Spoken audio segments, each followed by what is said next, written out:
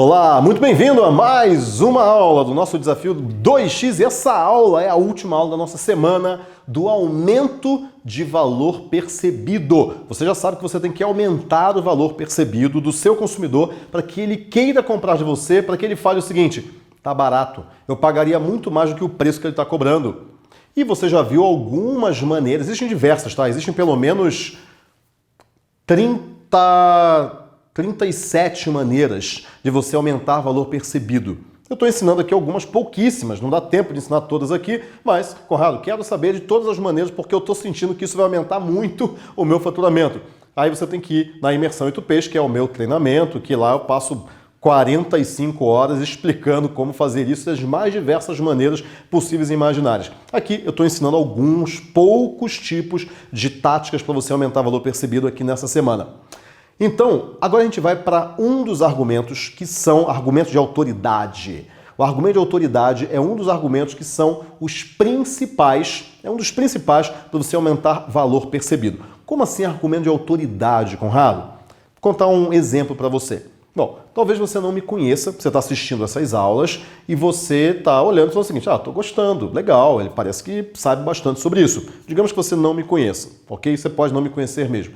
E uma dada hora eu falo o seguinte: inclusive, em 2011, já faz algum tempo já, eu escrevi a 4ª edição do meu livro. Na verdade, as 3 primeiras edições tinham outro nome, chamava Google Marketing, e aí eu mudei o título e aí virou a primeira edição do novo título, mas é a 4ª edição do conteúdo do meu livro, que é o livro Os 8 Ps do Marketing Digital. É um método. É um livro muito acadêmico, é utilizado em tudo quanto é faculdade de marketing e negócio que você possa imaginar, não só no Brasil, mas em Portugal também, porque o livro é editado lá pela editora Leia. E é um livro muito denso, com muito conteúdo, e ele abriu o mercado do marketing digital no Brasil. 2011, gente, imagina 2011. Marketing digital, eu comecei a falar isso em 2005. Eu fui o primeiro cara no Brasil que começou a falar a palavra marketing digital. Tinha gente que falava de web marketing, gente falava de marketing online, marketing na internet, net marketing. Comecei a falar, gente, vai ser marketing digital e acabou. Comecei a falar marketing digital, e em 2011 eu escrevi um livro. Então, esse livro, eu tenho muito orgulho dele. Vou pegar ele para você ver aqui. Tenho muito orgulho dele porque ele é uma obra, é uma grande obra, como o pessoal fala, tem 900 páginas, né? Então, de conteúdo bruto. Muita faculdade usa. E esse livro aqui, ele está desde 2011 no mercado como o livro brasileiro de marketing mais vendido do país. Pelo menos aí, em vários anos, foi o livro brasileiro de marketing mais vendido do país. É muito, muito legal, eu gosto muito disso, é uma obra que eu tenho muito orgulho. Então, o que eu acabei de fazer? Um best-seller, né? Em marketing, né? Marketing é coisa inventada pelos americanos. E tem a gente aqui, brasileiros, falando de marketing digital e vendendo pra caramba. O que eu acabei de fazer aqui? Eu expliquei sobre uma passagem da minha vida, que é o livro, e à medida que eu fui falando do livro, eu criei uma autoridade em torno desse assunto. Porque eu sou autor de um livro de 900 páginas, que é utilizado em tudo quanto é faculdade, que é utilizado em Portugal, que faz 8 anos aí que é o livro brasileiro de marketing mais vendido do país, ou um dos mais vendidos, só perde para o Kotler, né? Em 2015 ele ficou em 4º lugar. Isso é argumento de autoridade. É quando você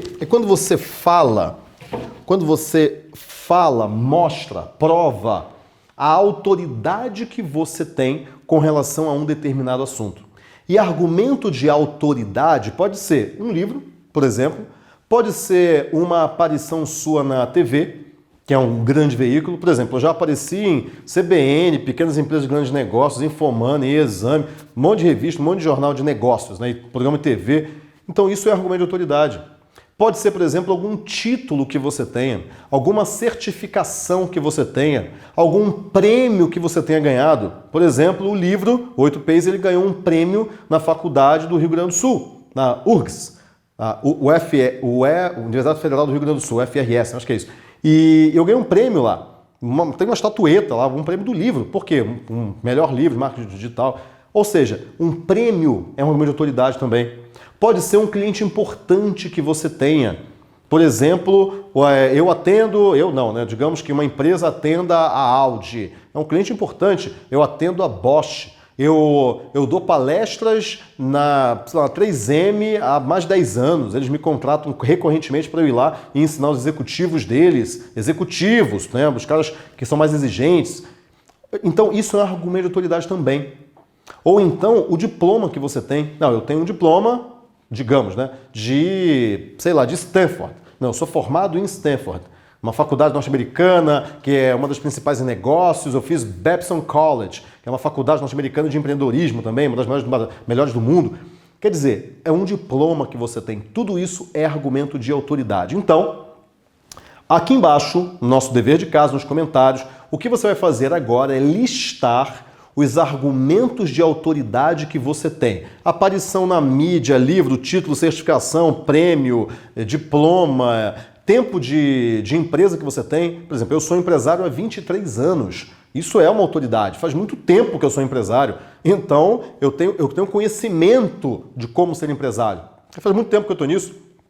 Então, qual é o teu argumento ou quais são os seus argumentos de autoridade? Porque você vai usar isso na sua comunicação. Isso aumenta o valor percebido. Porque a pessoa olha e fala, não, ele é uma autoridade nisso.